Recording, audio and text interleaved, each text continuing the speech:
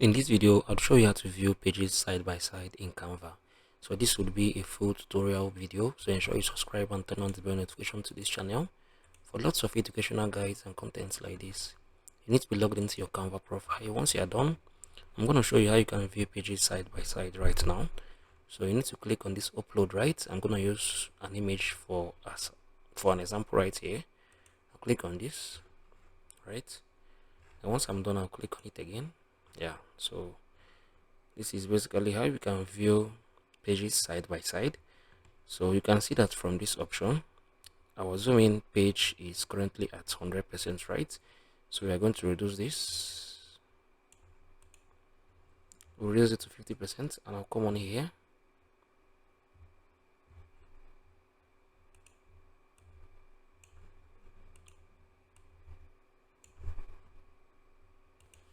So I just adjusted this right now, and I'm gonna come on here and drag it to 104%.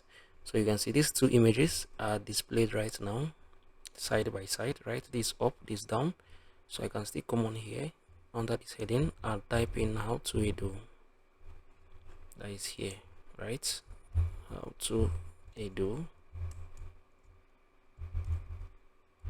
So this is how you can view pages side by side here in Canva.